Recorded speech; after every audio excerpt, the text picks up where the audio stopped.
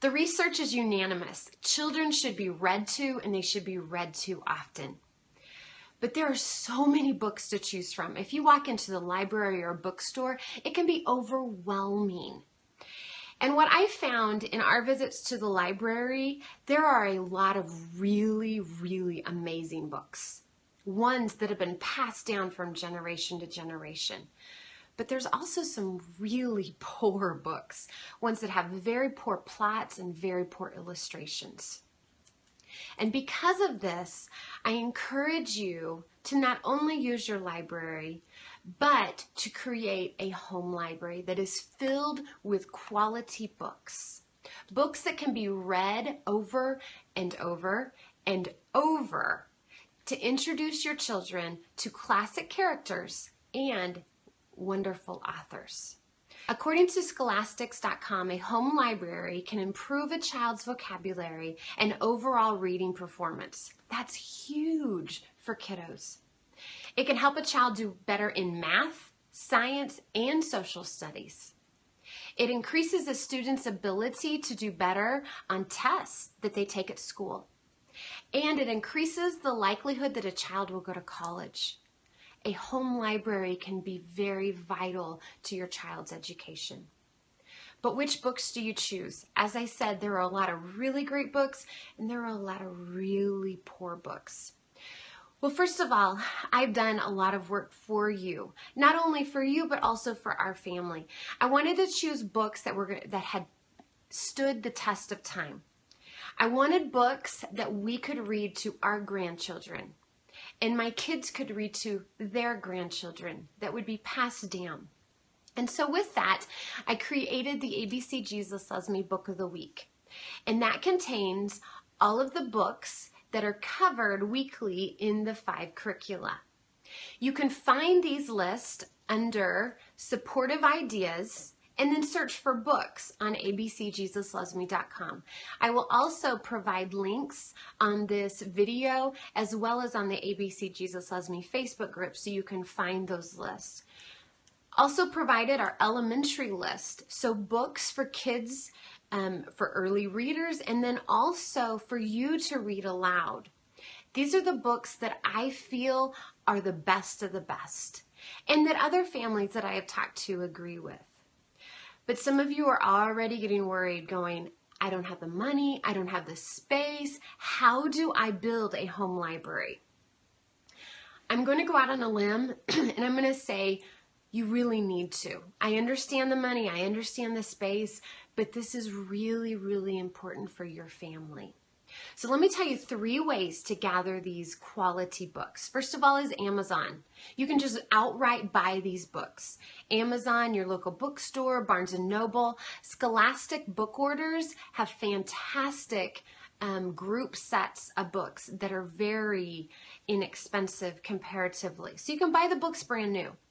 Second is buy the books used, and this is what we typically do.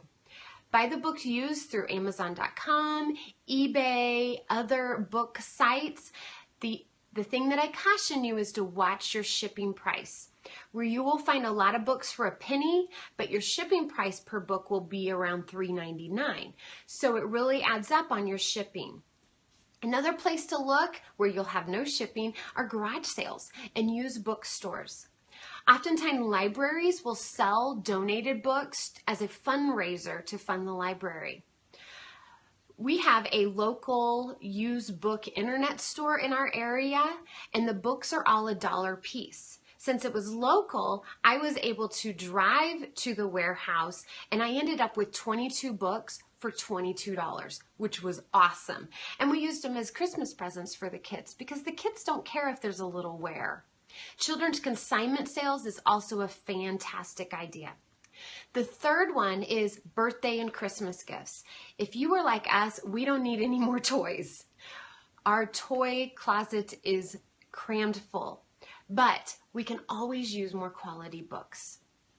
So give the list, the book of the week list, the elementary list to grandparents and friends and aunts and uncles and ask them if they would please help you build a home library. Most people are more than willing. They would love to be able to participate with that. with you on that. There is not a day that our home library isn't used in one way, and it makes me very happy. It was a worthwhile investment, and we will continue to invest in our home library. So what I want to talk about next is organization, because it can be a little overwhelming when you start getting a lot of books, and a child wants a certain book and you can't find that certain book. And so I want to talk about how we organize our books. The board books, which this is a board book right here, it has the thicker pages allowed for toddlers and for those ones who struggle to turn pages gently. Board books are fantastic, and all of our board books I keep in a basket. That way the kids, when they were little, could easily go into the basket, find the book that they wanted. These board books are fantastic for potty training. You might want to keep a basket in your bathroom so that when you're sitting there for the umpteenth time, you can have these books, because the child can gain a huge love for reading in that time that you're sitting there just waiting.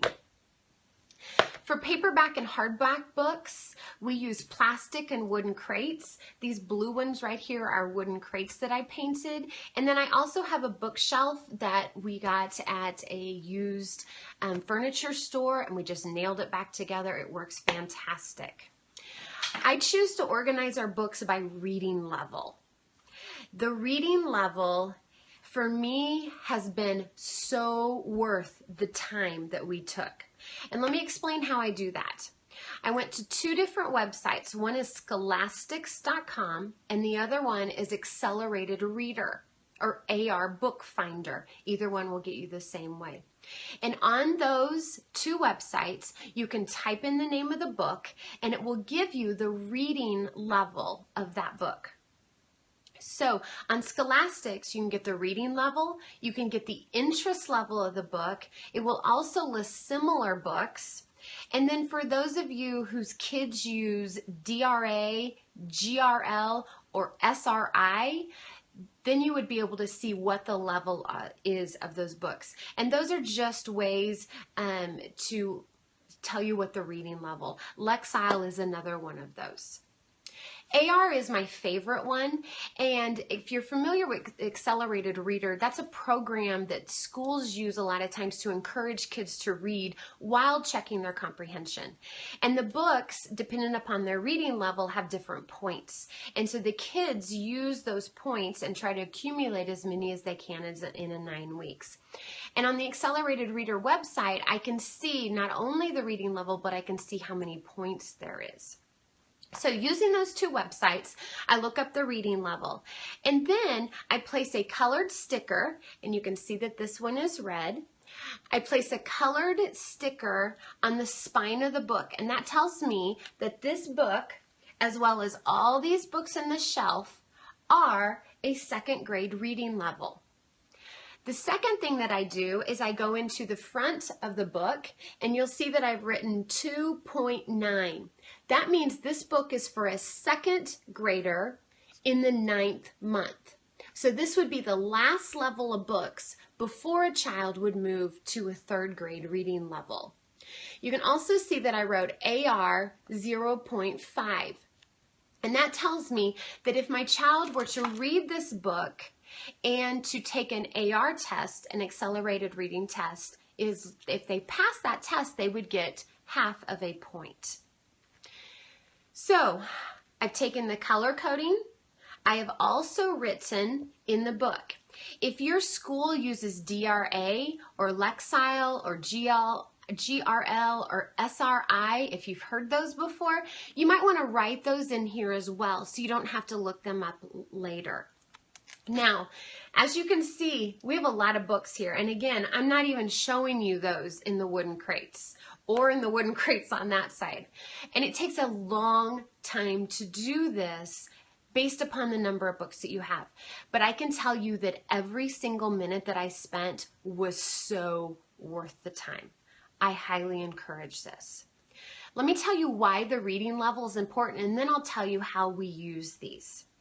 First of all, the reading level is important because when you read aloud a book to a to a child, you want to read 2 or 3 reading levels above the child's age. And that exposes the child to new vocabulary and new language patterns. So let's take this book for an example. This is Dr. Seuss, Mr. Brown Can Moo, Can You? This is a reading level of 1.8.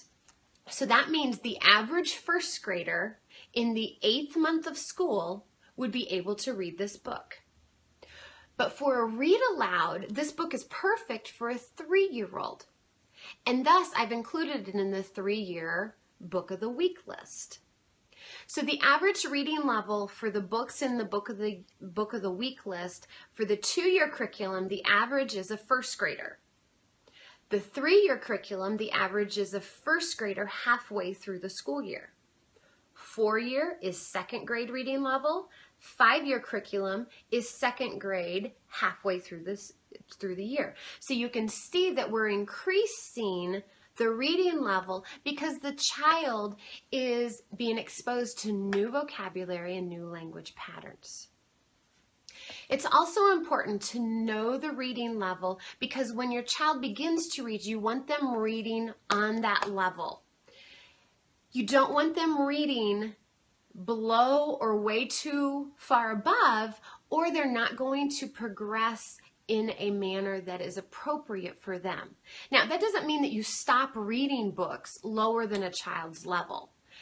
I use books that are lower than the child's level to work on fluency. That way we're not having to stumble over new things, new vocabulary, new language patterns, but we can really work on fluency and getting every word correct and in a flowing pattern. Also, the above reading level makes it great for read alouds because remember how I said that you want to read aloud to a child 2 to 3 levels ahead. Now let me tell you how we use this and then I will answer your questions. How we use our home library is that I will tell my child, I want you to go get a book. And I want you to get a book that is on a 3rd grade reading level. So the kids know that here are my steps to reading books, which we use for school a lot. And then they know beside that is the 1st grade reading level. They know that this shelf, all of the red, is 2nd grade reading level. And then they know this next shelf that is green is the 3rd grade reading level. So that child would know they can choose any book with that green sticker on it. Now let's say my child is a 3rd grade reading level, but we want to work on fluency that day. In that case, I would tell the child to come in and grab a 2nd grade reading level because we were going to work on fluency and work on them reading at a faster pace and with less errors. The second thing that's great about the colors is the kids know where to put the books when they're finished with them. They know if they have a book that has red on them, they need to put it carefully onto the 2nd shelf. This does take some time, but I hope that you have seen that this is incredibly valuable and it's worth every moment to be able to have your child growing in their reading because that's what it's all about.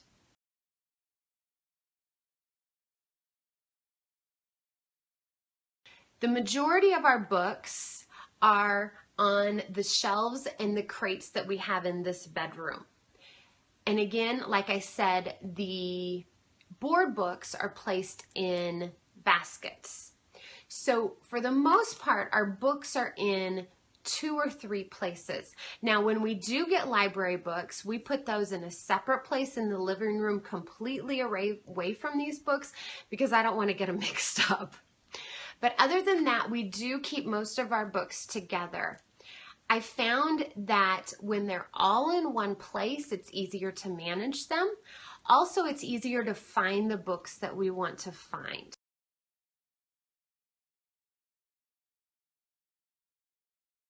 The next question was about how to find out the reading level of a book, and you can find out the reading level by typing in the title or the author into scholastics.com or into acceleratedreader.com. And that will tell you the reading level. Again, the first number is the grade and the second number is the month. But books that, let's say books that are based on Disney characters or some of the Hot Wheel car books, those type of things, you're most likely not going to find reading levels on those books because those are not classic books. And just as Little Mermaid has died, Frozen will die at some time too. And so those books aren't ones that are going to last forever. So you're not going to find the reading levels for those books.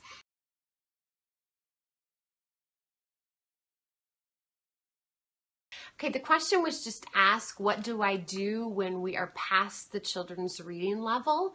And that's a great question.